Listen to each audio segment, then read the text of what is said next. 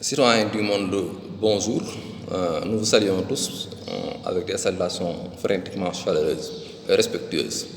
Et nous voulons partager avec tous les citoyens du monde, plus particulièrement les intellectuels et les savants et les experts, ces sciences sur le ciel. Aujourd'hui, nous voulons expliquer les gaz des cieux. S'il plaît, oh mon Dieu, si vous nous le permettez par la volonté de Dieu.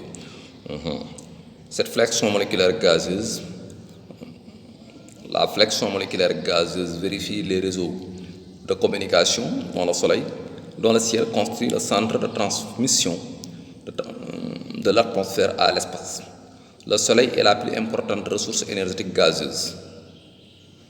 Les dimensions scientifiques originelles solaires qui engendrent l'énergie atmosphérique riche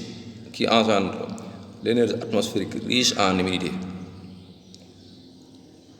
Les dimensions scientifiques sont méticuleusement embarquées des substances énergétiques originelles solaires qui engendrent l'énergie atmosphérique riche en immunité. Voilà.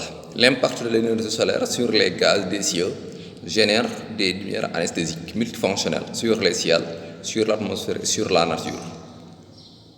Les gaz atmosphériques sous la prolifération des cieux par l'intermédiaire du disque polaire.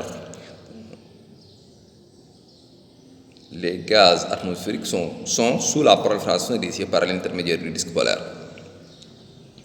Les dimensions géophysiques du ciel engendrent des vastes programmes scientifiques qui calculent les mesures de force gazeuse des cieux et les poids massifs des matières solides qui se situent au niveau du ciel.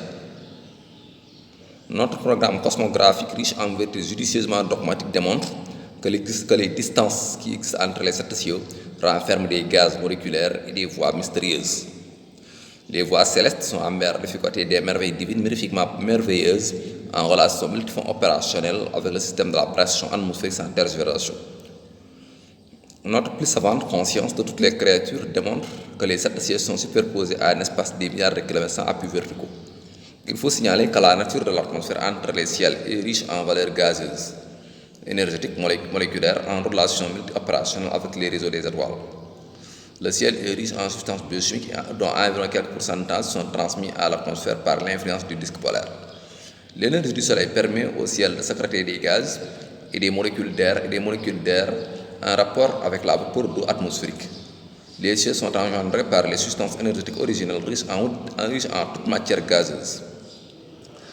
La nature est sous la prolifération du ciel par des matières liquides et gazeuses qui génèrent la richesse de l'atmosphère en vapeur d'eau et en gaz d'origine substance chimique et bioénergétique.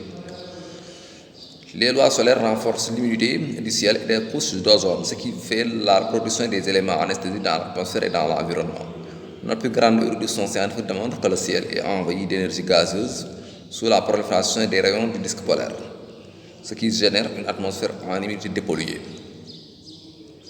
Notre climatologie nous fait comprendre que la variation climatique dépend de la nature du ciel perçue au niveau de l'exosphère.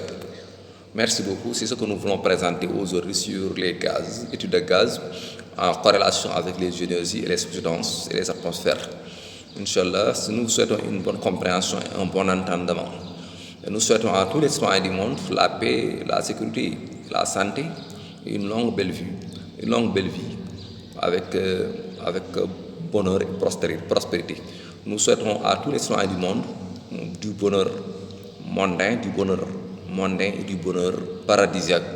Merci beaucoup. Aux prochaines vidéos, Inch'Allah, s'il vous plaît.